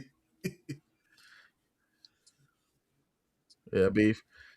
And they told him they were. And now yeah. Then on top of that, he name dropped a song from Drake. The best I ever had. Like, it was so smooth how he did it, and I was like, "That nigga's a writer. That nigga's a writer." like that. I felt like Denzel Washington. He was like, just that's a guarantee it. Brand name. Like, I was like, the way he slid that, I was just like, yes, songs too, it's so good. As a person. And then the next song happens, right? I turned mine in. What if? I turned mine in as a class project. Oh yeah, I have too. I have a whole series going on it. I just found Meanwhile 4, it's called Toxic. Too Toxic. To turn something in for that. Okay, never mind. You go first, and I'll talk about mine. Man, hey man, listen, you got an excuse. What if? What's up, bro? Let me know. I can send you some stuff. I'm just saying. Hey man, we'll talk. Fabian just looking. I mean, because my rap verse for What If is the closest thing to Marvel. I hadn't done anything else outside of that. I've been watching a couple episodes. Hilarious. So I will say this: I Love Her Again thing. I think everybody has a different perspective on it, which is cool. The series that I was doing, and I'm not gonna stay here super long. But I did a Toxic and I did a Toxic 2. And Toxic 2 was on like Meanwhile 4, but it's basically the toxic situation between me and rapping, and it's impersonalized like that way. And something happened with this particular song that made me write a Toxic 3. Like, I actually sent it to Akil and I sent it to my homie Melvin over the weekend, and it's really dope, and you'll hear it later. And I think it ties directly in for the people listening to this. The next project, when you hear it, remember this track because it ties into it a little bit. So I think that's pretty cool. What If with Morey? Speaking of overlaying moments, because that was an overlay moment with I Love Her Again. Beat Butcher. Bro, he never didn't do. How you feel about his production, man? Good. Yeah. Did he redeem himself here? Never didn't do double negative, so he did. Okay, I had to see what. Now I just 2 negatives and a positive. Listen, all right. I'm a real quick. Okay. Yeah, you good? Okay. Okay, cool. What If is super dope. There's something I want to point out on it though, but I'm gonna let you guys go about y'all opinions on this first. Yeah. Like, I had to think about how do we feel it was addressed as far as everything, the narrative of this particular song being What If? I think it's a good I had to think about it too. I'm like, I've seen a lot of my notes. This, yes. Kind of go ahead. You go first. Oh yeah, Cole, he would make him make up and apologize. Whatever, man. Yeah. I think it's a good story. Say what? Niggas gotta hop off that nigga dick, bro. Oh my god, niggas gotta hop off that dick, bro. No, they doing tricks on at this point. This is a good story to tell because they literally are like the biggest. Like, oh my god, what if? And from what we can gather, what happened to both of them eventually was like out of miscommunication for real. So yeah. So I like the way that the story went, and I like the way that he kind of rapped like them in their voices, especially when he got to Pop. That too. Yeah. He did. But Pop well, low key, he did it with Big too a lot, like with the emphasizing at the end of the syllables and all that. Yeah. Well,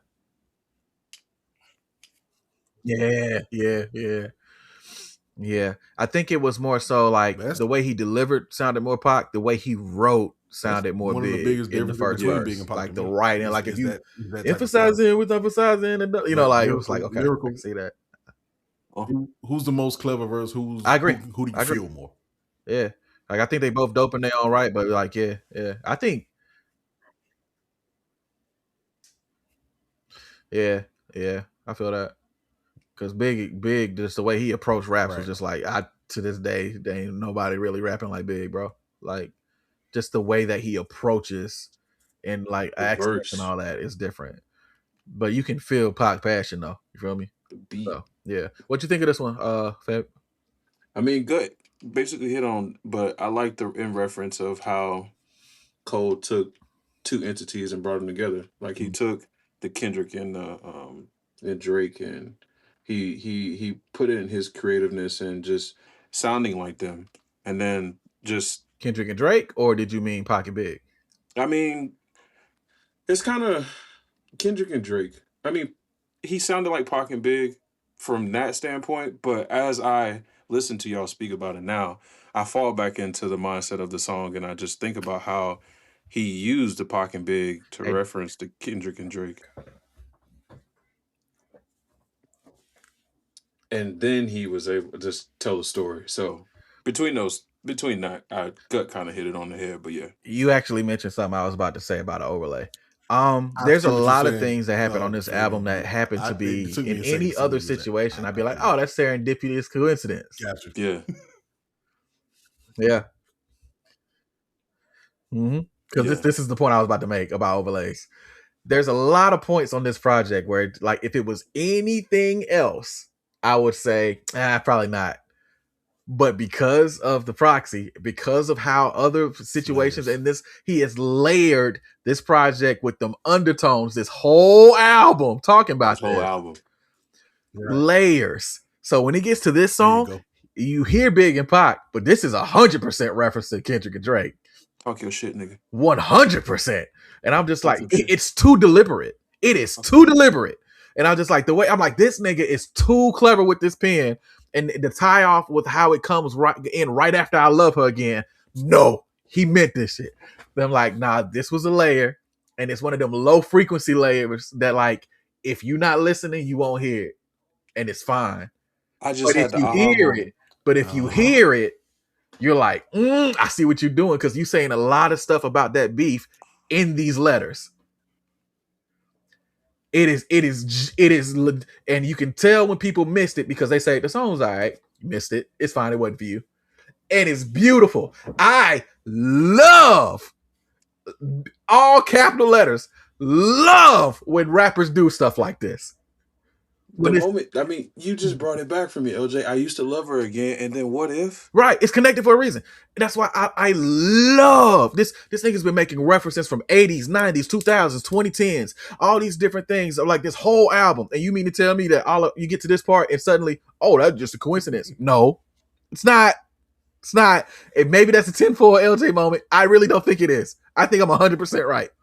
The overlay is there on purpose, and like, it's for people. If you catch it, it's super dope. If you don't catch it, it's fine. It doesn't 100% mess up your enjoyability of the project, or in this particular song. But here, with What If, the timing of it, the way he does it, there is an overlay there, 100%, and it's the way that he got to talk about it without talking about it. And I love that, because it's gonna hit who it's supposed to hit, and everybody else is gonna do the whole two men with a microphone podcast. Well, I just think it just wasn't for the bullshit. And it's so easy to just filter out who was listening and who not. Do you niggas listen to music, or do you just skim through it? This nigga did a double disc exhibition and just kind of stuff. He planted seeds everywhere. So, okay, so I'm gonna stop there for a second. All right, Easter, because I enjoyed that, and that was what the point I was gonna make. It's like these overlays. It gets to this point, and it's like, it like almost snapped on for me. I was like, oh, I see what you're doing. This is dope. It's an artistic way to address it. Because people will get hung up on like what you see the right hand doing, and you're not even noticing the left hand. It's like, nah, he did it very well. And I just wanted to say, Cole, you ain't slick. You ain't slick, but I appreciate you, bro. I really do. Just for that moment, just like the way he addressed it was really dope. So, what's wrong, Gut? You hear birds? No, he's good. Nah, he's good. He's good. That's crazy saying hear birds. That's not what's happening, bro. I mean, he took his headphones off. I thought he was looking. I don't want no pigeon, you know. That's crazy. That's crazy. He didn't mean that. I didn't. Anyway, quick stop. 2 more tracks. 3 technically, but we can go through these pretty quick, and then we can get out of here. Quick stop. Hey, man. I saw a lot of people talking about this particular song and saying that it felt lazy. This is my favorite of all the references. Oh, bro, I my shit. when I caught the reference when they got to the hook, I said, hey, Guts is gonna love this shit. Just trying to live, man. Yeah. Hey, you want to tell the people what it is? Gonna tell them, bro. Oh my goodness, bro! Devin the Dude, bro. My shit, bro. I had to just trying to reference multiple times on earlier episodes of the pod. Yeah. Yeah. I feel that. I 100% went back to PD Paulo raise up after the old dog, so I get it. I get it. Like, oh yeah, for sure. The aspect of the quick stop and then it being like the storytelling again of him being like, I don't know who this nigga is. Oh, it's Cole. Right. Oh, hey man, I want to talk to you real quick. And then somebody like basically say, hey, your music helped me to get through stuff, but it serves as a reminder for him to keep going. This is another reason why I feel like this nigga's not retiring. Right. Because of the perspective he starts presenting towards the end of this project. It's like, it don't feel like last words. Anywho, but quick stop. I think it's super dope. And I think for people who has been following J. Cole, it's going to hit specifically for people who really consider themselves dreamers, right? I don't put myself in that category like that, like staying about the nigga. Right. But I've genuinely been around since the first project. And so I've been able to watch him grow and watch him develop. And so this song felt like an encapsulation. And this is probably the closest for me being a Cole fan, right? What it genuinely felt sad for me. I think that's a good way to wrap it because it sounded. This is the closest it sounded to as a sign off. Yeah, like this. Like it encapsulates where he's at, and him being able to, I guess, in the prospect of both of these discs put together, looking at I did all of that, and there were talks about earlier in here he was saying like doubting rhyming or doubting wanting to rap again. And somebody to come up and tell you, hey man, when you did this right here back then, and that kind of put everything in perspective of like what you were doing does matter. Like it had a purpose. Yeah. Yeah. Yeah. On Running Train, he was talking about that flame dying and done all of that. And then so you come back towards the end of the project and it's somebody like, hey man. And then he's telling you how your stuff in that moment, it didn't feel like it, but it did matter. It's one of the moments, and it again, passion. You hear it. Yeah, as he starts to like kind of accentuate the person's verse and all of that. It's like you hear it hitting him as he's rapping it. Like, it's hey man, I get it ain't everybody's favorite song, but bro, it serves its purpose so well. And it's like if you miss it, bro, there's certain songs on here where it's like if you say it's trash, I'm gonna look at you stupid. This one ain't trash. Can't play too like much. You might have missed the reference. Y'all niggas sleeping on that Devin. But this was perfect. Right, because the label gone. Yeah. Maybe we should do a deep dive. Bro, I'm saying, hey, the more I dive into Devin the Dude, the more I'm like, dang, that's a lot of D's. But anyway, alliteration crazy. Yeah. I don't think he does. Does Devin the Dude, while we're deep diving, have any double discs that we can delegate? I think damn.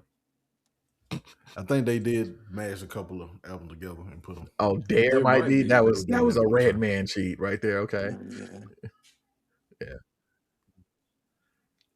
No, we off there. Play going down the court. Keep going with the direction. It's cool. Now you get dumped on the other end because you want to sit and flex catch it. Yeah. So that's cool. Yeah, serving it up. Oh, nice. Get dunked on because you didn't play defense against your defender and deflect the dribble. And the whole world is the Ville. Last two tracks, and the whole world is the Ville. Ronald Isley was in this one. Sample I heard. Yeah, that's fair. That's fair. Mm-hmm. Yeah, for sure. That man on that guitar, that bassist, he is highly credited. Yeah, I like this song. This song felt like an outro. Probably legitimately after hearing it one time, I think the album for me stops at Quick Stop because not because I don't like the song or nothing, but it just it's like all right, it's cool. It's cool. You know what I mean? y'all have any thoughts about In the Whole World Is a Ville specifically or no?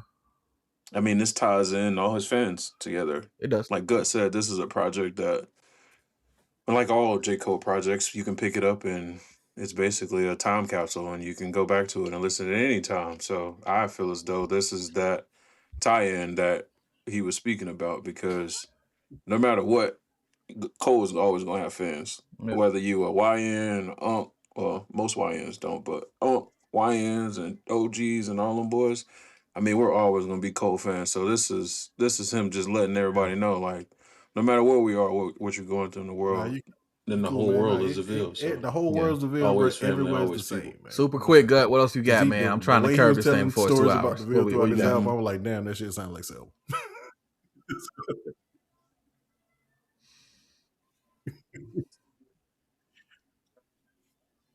Bro, like that, I was saying it earlier. It's like, it's crazy. We all got shared experiences. Like, you know, and then he has this joint come on, Whole World's a Ville. I was like, yeah, it kind of is, ain't it? Like, yeah. Sucking your 2-6. Yeah. In terms of, that means somebody getting the answer. Yeah. In terms of this sounding like an outro.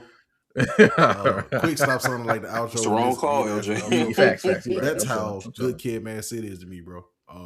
Compton is the last song on the album, but Down a Thirst, Sing About Me feels like the end of the album. Was that, no, not that. Real. Yeah. Real is like the outro to that to me.